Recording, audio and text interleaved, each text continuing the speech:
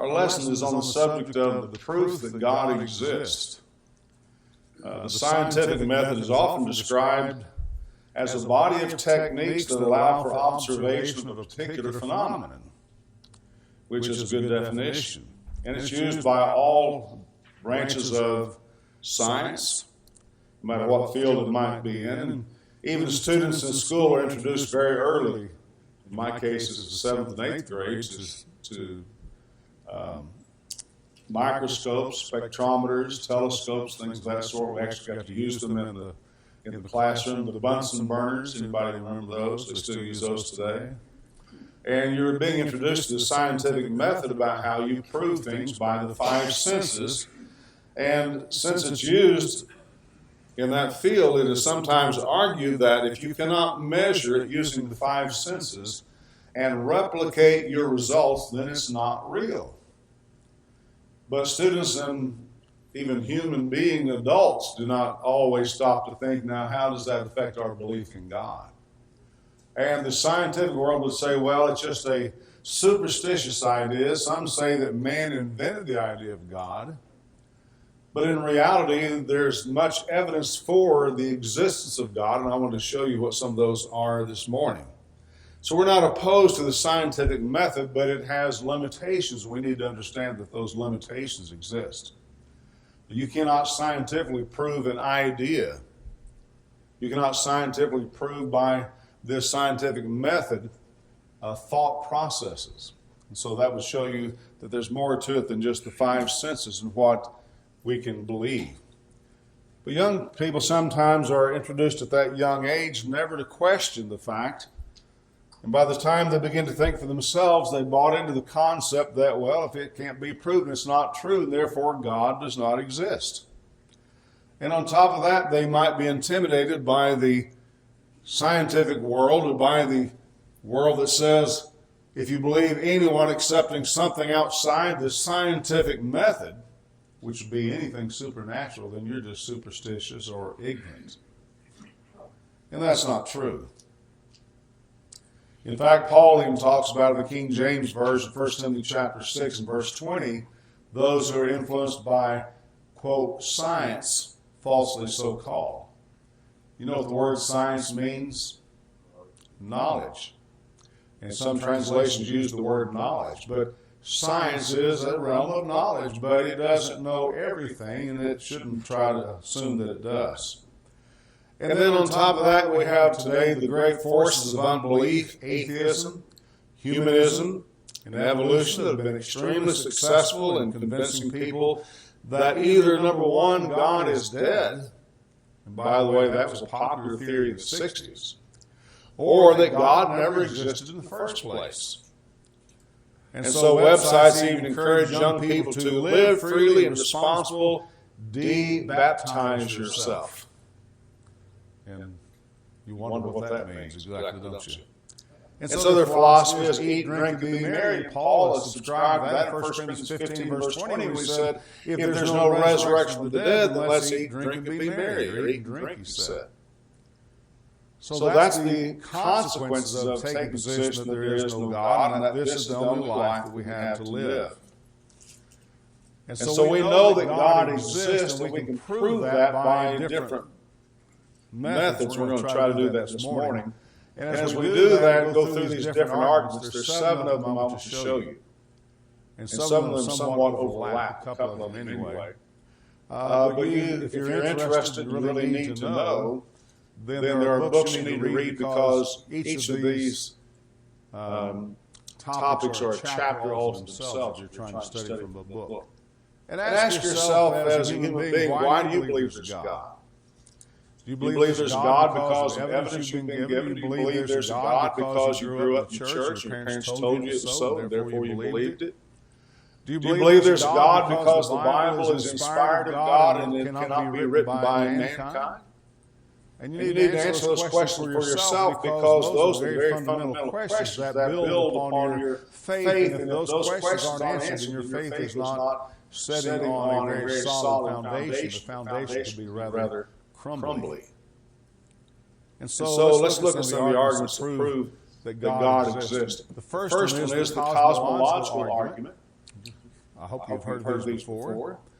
The teleological argument, the anthropological argument, the law requires a lawgiver, the law of cause and effect, which is closely associated with number one. Communication requires a communicator, and codes require a coder. All of these arguments are for the existence of God, and there's evidence of God in every one of these. We're going to illustrate them in a moment. Now, if you think God exists and you know all these arguments, you're not free to leave. You need to encourage those who don't know what they're talking about.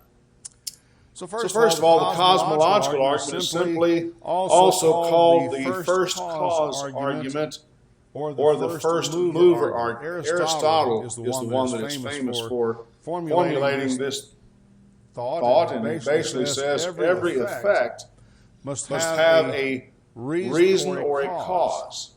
Let that sink in a minute. Every effect must have a reason or cause. Now, is that logical? That's not scientific. Well, it's not scientific in the sense of proving by the five senses, but we're now using another field of proof that does involve the scientific concepts. And so the logical syllogism for our universe is this: every effect must have a cause. The universe is such an effect. Therefore, the universe has a first cause. Right? Now you can say that's true, but the first cause is simply eternal matter. Or the first cause is a mechanical universe that by itself, without any mind or purpose whatsoever, just evolved. That's what's sometimes promoted. But at least you realize it's also an argument for the existence of the first cause being God. So if you understand that, then of course that's exactly the logic that Romans chapter 1 and verse 20 made when Paul is talking about men leaving God.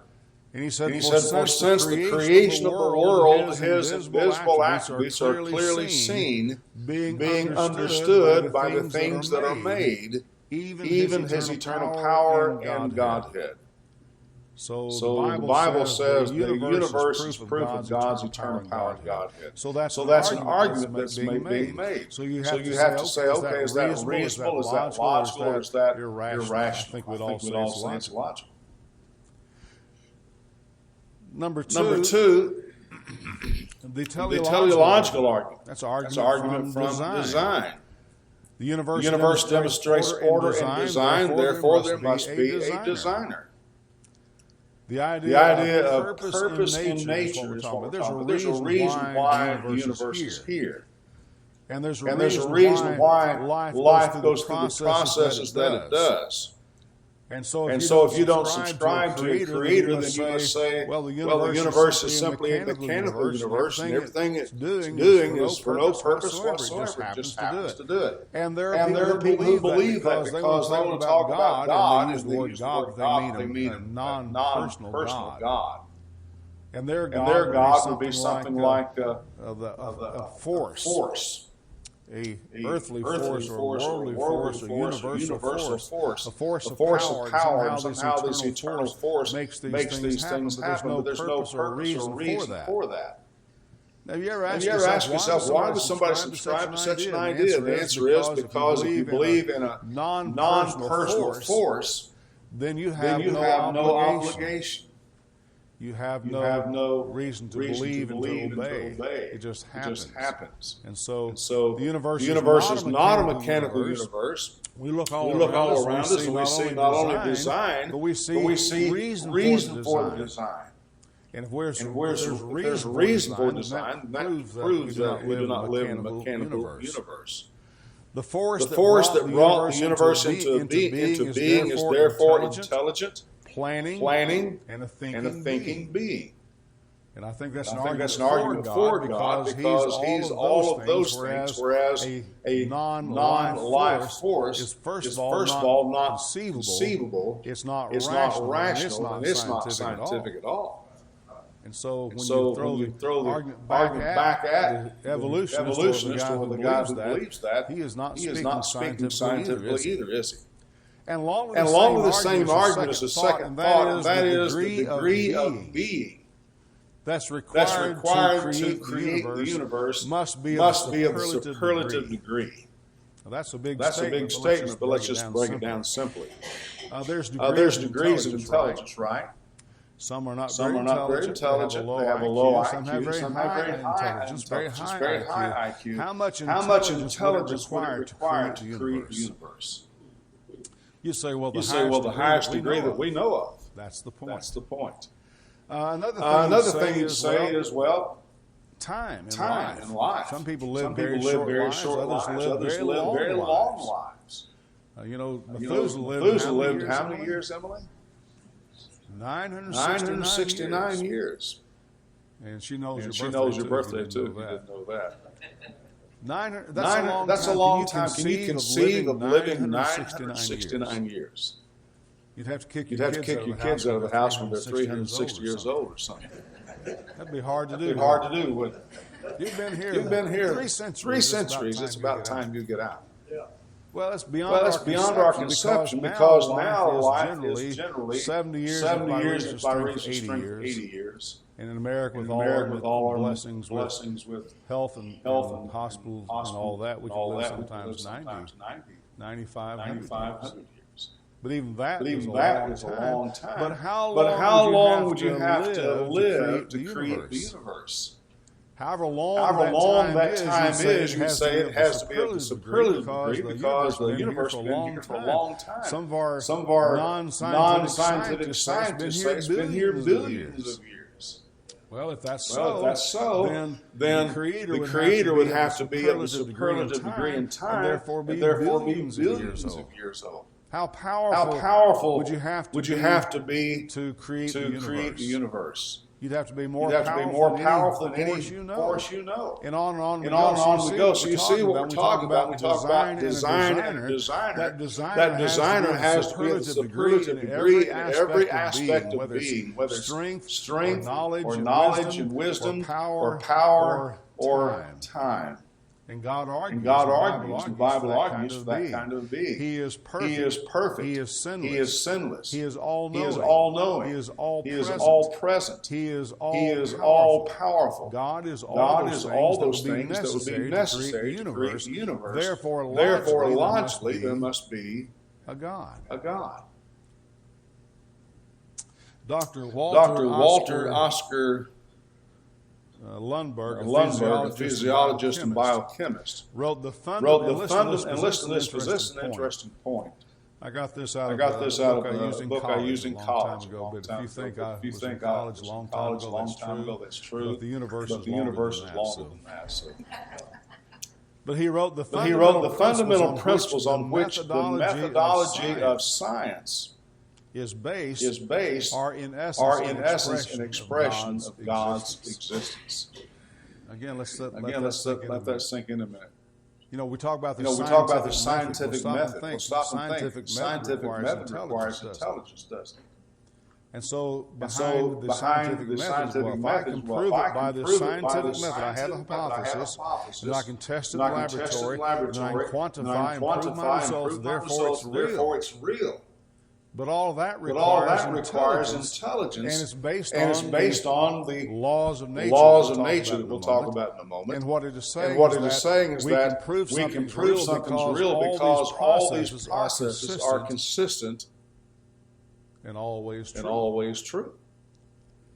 And so he went on to say, in short, the scientific method is founded on orderliness and predictability in natural phenomena. Things don't change drastically over the universe's period of time. There's orderliness and predictability. That's how you can prove scientifically something to be true. So he said order and predictability, the framework of the non-existence of God, that is absence of rationality, is a meaningless contradiction. In other words, if there's intelligence and purpose and order and predictability, that argues for a designed mind. And to say that there's no such thing as that is arguing against the very thing scientists claim to believe in, which is the scientific method itself. So I thought that's fascinating. Number 3, we have the anthropological argument. That is, man has an inherent moral code. And where did that come from? When I was a young person, I heard a debate between Keith Sharp, the gospel preacher, and Neil Buffalo, who was a scientist, and he said that man evolved. He believed in theistic evolution. And the one question that was posed to him that he never answered was, if man has evolved, then at what point did he get his eternal soul? Because you can't make an eternal soul evolve, can you? Although I read something just the other day where I was on CBS morning show last Sunday. And there's one fellow who's very well known. He was saying that awareness or consciousness can evolve into being. I'd like to see the scientific proof of that. That's an assertion, not a proof. But man has a moral code. Where did it come from? Think about it this way. Again, we're talking about a mechanical, non-being universe created by time and chance. Then how would morality come and evolve from that at all? There's no necessity for that. In fact, even evolution teaches survival of the what? Fittest. Is that the moral code we're going to go by? Might makes right.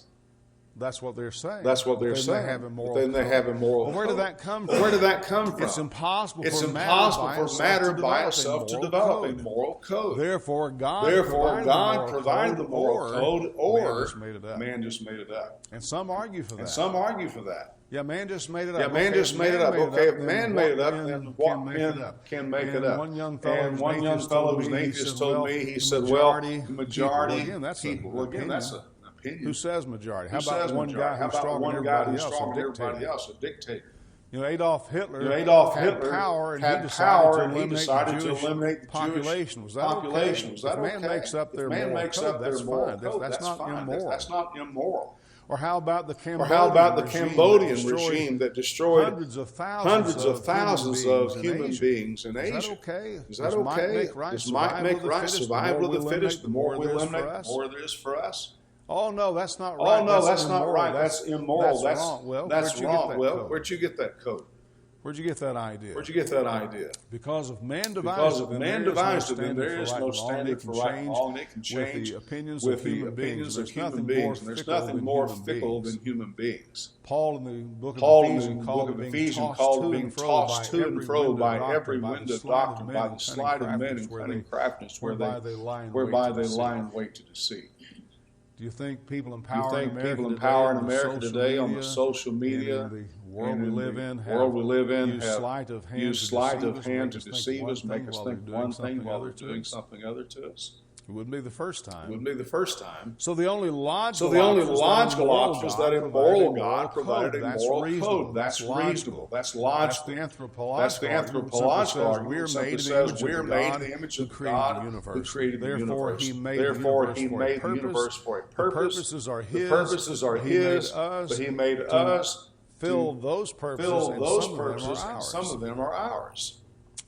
And so again, you have laws, regulations, other documents. The only one that can really be the giver of those kind of laws is God, because He's eternal. Psalm chapter 90 and verse 2. Before the earth was made, or ever the heavens and the world were created, you are God. God is holy. Isaiah 6:3. The angel of heaven said, Holy, holy, holy is Lord God Almighty. And God is the only one who's just and righteous. Psalm 89:14 says, righteousness and justice are the foundations of your throne. And only God is forever consistent. Malachi chapter 3 and verse 6. God changes not. Now again, if you start blending these arguments together, we go back to the argument that says the universe is a design, and therefore the designer has to be a being of supreme qualities. Well, these qualities fit again, don't they? Not only is he a creator of the material universe, but he's also the creator of the moral universe. And he's the only one that has the ability in time and space, power and understanding and wisdom to create such a moral code. And so when we look at the Ten So when we Commandments, look at the Ten Commandments, you'll go back and I'm going to write the Ten Commandments of my own. Make your own list and see if you can do better than what God did in the Ten Commandments. You're only allowed 10. You can't have 11. You can't have 11. Make the 10 and see if you can do better. And see if you can do better. And when you look at them, ask yourself, why did God enforce each one of these 10? And in doing that, you're going to find something that will help you out in understanding what God's all about. And that is God is just and righteous and also loving and benevolent. And He's giving laws. And He's giving laws because He wants them. men If to we live by those them. laws, If we we'll live have by those laws, we'll have the best possible life. Does that sound good to you? Does that sound good to you? Of course it does. Of course it does.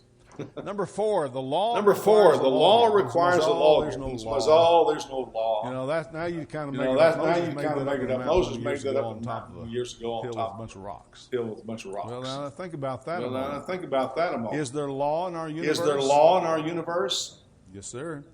Yes, sir. It has abundant natural laws. How about the law of momentum? How about the law of momentum? An object that is moving. Takes less force to keep. Takes less force to keep it moving. An object that is absolutely still. Right? Remember that scientific. Science 101. Science 101. In order to get a motionless object to move, it takes more force. Moving one takes less force. So there's a law that determines that, and scientists tell us all about. Laws require a lawgiver. We have gravity. We understand that. What if you walked out of the door this morning, gravity ceased to be, and you was flying up in outer space? That'd be, as my father used to say, a revolting development. And electricity. Suppose electricity didn't operate the way that it should. Think what a disaster that would be if our PowerPoint quit, if the lights quit working, if all of a sudden the electricity that's going through the wires all of a sudden just went outside and electrocuted all of us. But by the laws of electricity, whatever they are, and all the other many laws that nature has, it argues for an originator of those laws. They didn't just happen. Now our scientists try to tell us, well, that just happened. Just a freak thing of nature that design and order and laws are actually there. But it is illogical to ascribe to time and chance laws. Imagine. This law just happened. This law just popped up one day. It just popped up. It doesn't make sense, and therefore the existence of natural laws require a lawgiver, and the Bible says that very thing. There's one lawgiver. Who's able to save and to destroy. And again, that blends very well with these others. If you're interested in this subject, as I've said before, there are books where each chapter describes in great detail and argues even further each one of these arguments. So keep that in mind. I'd recommend it. Number 5, the law of cause and effect. That's kind of like the first argument. But the first one was there has to be first cause. This simply says, for every material effect, there must be an adequate cause that existed prior to that effect. For example, if you saw tremendous destruction by an atomic or nuclear bomb, imagine what kind of disaster that would be. I remember when I was a kid in the 60s, we were studying about the bombs that dropped on Hiroshima and Nagasaki. And I saw video of what it did. People literally dissolved and disappeared. Others had skin that was just melting off their bones. And those who were there said they just saw their flesh falling off their bones, literally die right in front of them. Well, you say, well, now what kind of force did it take to cause those atomic explosions? Somebody said, well, I think it was a bumblebee that got out of control. I saw that thing zipping around in a circle, next thing you know, created a whirlwind forest, and all of a sudden, boom. Would you believe that? Hopefully not, because that illustrates my point. For every material effect, there must be not a cause, but an adequate cause, one that explains that effect. Okay. Therefore, the adequate cause to explain the universe is God. You can't say, well, You can't say, well, the world just evolved itself out of nothing because matter's not eternal. Science is proved by the first and second laws of thermodynamics that this universe is winding down from an organized to disorganized state, so it argues for an organizer at the very beginning. And therefore it must be rational to say the universe is created by a God. And so it's interesting in Hebrews chapter 3 and verse 4, the Bible says, for every house is built by someone, but he who built all things is God. Now, when you buy a house, if you're looking for a house young people to buy, let me give you some advice. All houses are not equal. If you had any experience in the house buying a realm, you know that's very important when you buy a house, not only to find out the price, but find out who built this house. Because if you've been watching the news much, there's some of these house renovators who will take thousands of dollars from people and then they'll do the work or do shoddy job. Well, it works that way in the construction business. There are builders out there who are so crooked and so corrupt. If you buy one of their houses, you may have a house falling apart in 5 or 10 years. And there seems to be nothing the government can or will do to stop it. But suppose you saw a brand new house and the real estate dealer said, you know, this house is 5 bedrooms, 4 bathrooms, it has 3 stories, it has a game room for the kids. Well, this is great. How much is it? It's $100,000. Are you kidding? That's a bargain. I think I'll take it. Who built it? Nobody. It just happened. It just happened. I just walked in and took over. And I'm going to sell it to you. Would you buy the house? Would you buy the house? Because you have enough sense to realize nothing comes from nothing. Every house is built by somebody, whether it's good or bad. Therefore, he who built everything is God. That's the law of cause and effect. That's the law of cause and effect. You can't say that time and chance, however many billions of years it does operate. It's not going to bring order and design out of chaos. It just doesn't happen. And then somebody says, well, then what was the cause of God? If every effect must have a first cause, and what caused God? If you've discussed this with anybody, you've had that question come up. And the answer is very simple. Ready? You ready? The scientific laws apply to the material or physical universe, and God is spirit. He is not part of the nature He created. He is not part of the material universe. God is outside the universe, and therefore does not subscribe to the laws of nature, or to the argument we make. And you say, well, I hadn't thought about that. Well, Hebrews chapter 11, verse 3 says exactly that. There the Hebrew writer says this. Listen carefully. By faith, we understand that the worlds were framed by the Word of God, so that the things which are seen were not made of things which are visible. You see, God's not visible to a material universe because God is spirit.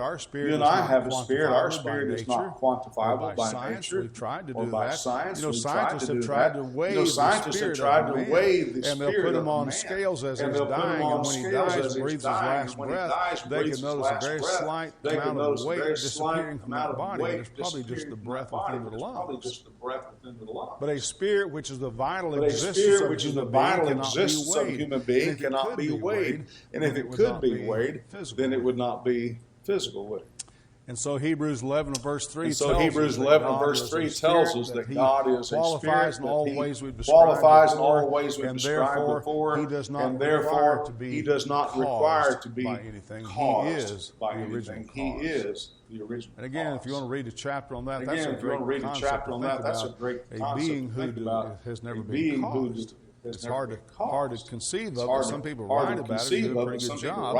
And we have to say that makes sense. That's very logical. Look at it from another logical standpoint. I buy a brand new car and it has F-O-R-D on the front of it. Somebody says, well, where's Henry Ford? He's got to be in here somewhere. Check the glove box. Try the glove box. Maybe he's under the dash. What do you mean? So, the Creator has to be inside His creation. Of course not. In fact, things we make are never inside us. We're never inside them. We're never inside them. And so when you say the universe is created by a force outside that makes sense. That's the universe. That makes sense. That's what we would expect. The creator of the Ford automobile is outside. The creator of the Ford automobile is outside the car. Anything else that you make, anything else that you make, he's not in the house. Builds a house. He's not in the house. He's the force outside of the house. He's the force working upon it. Anybody who says, well, like the Russian cosmonauts went around there a couple of times, went around there a couple of times, came back and said, well, we went to space, we didn't say God, therefore there's no God.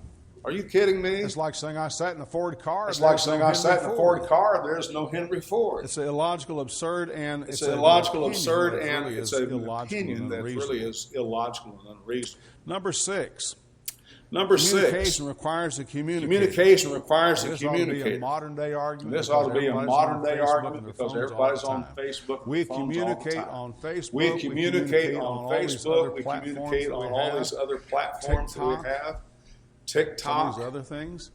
Some of these other things. And that simply tells us that every single day humans all over the world are looking for symbols. They put those symbols together and form and then words. You string those words together. And then you string those words together, both written and spoken form, and you have what? Based upon knowledge. Communication based upon knowledge. Now imagine words being out there. Words being out there with no person. No being. Just words floating around. Just words floating around. That's not going to happen. And so That's how is it that only man has this unique ability to communicate in the ways that we're talking about? And if you wonder why some of our scientists or non-scientists have been trying to get monkeys and apes to prove evolution. That's to prove evolution. They really can't. I mean, you can get a parrot to talk. You can get a parrot to talk, but he's not putting together an intelligent conversation. Only man has that unique ability. To put words together and to communicate. Therefore, the existence of communication is proof of a communicator. And even Adam could with God before Eve was commune with God before Eve was ever. And so the existence of communication is an original communicator. An original communicator. And God has revealed himself to us. And God has revealed himself to us. And we may know God as He has revealed himself to us. And the Bible is that book of words that God has revealed himself in an intelligent way to intelligent people. So again, that pretty well makes it obvious, doesn't it? And argument number 7, codes require a code. Codes require a code. Code requires someone to program. Code requires someone to program the code. Dr. Harub said in the book Convicted. You want to read a modern-day book by a PhD in science. By this book convicted by Dr. Harub. And he simply said that code requires someone to program the code. Well, our universe is full of codes. We spend millions of dollars on the We spend millions of dollars on the SETI to search for extraterrestrial looking for some type of code or sign or life from outer space. You listen to this all the time. You listen to this all the time. Sound waves where we communicate sound waves. Suppose one day a scientist got a message back from somebody, and we got a message. That's proof that there is. We got a message. That's proof that there is intelligent life out there somewhere else. Intelligent life out there somewhere else. How would that prove that? Well, how would that prove that? All those codes tell us that there's got to be intelligence behind it. Any sign or code would indicate existence of intelligent life. Well, how about our DNA? Well, how about our DNA? We just discovered that in recent times. It required over 13 years. It required over 13 years. Millions of labs and millions of research dollars to unravel and find out that we have DNA. That codes our very existence. That just happened. That just happened. But if we hear a little blur from outer space, that says, hello, how are you? That's proof of life. More complex DNA is. It's not been completely discovered yet. It's simply proof that there is. It's simply proof that there is an intelligent being who created that code. A code requires a coder. So we have a very complex code. And all of these are simply to. And all of these are simply to give you the belief beyond a shadow of doubt. Any one or two of these arguments alone would prove that there is a God. You put these 7 together and you have proof that there is a God. And anyone who believes there is no God, anyone who believes there is no God,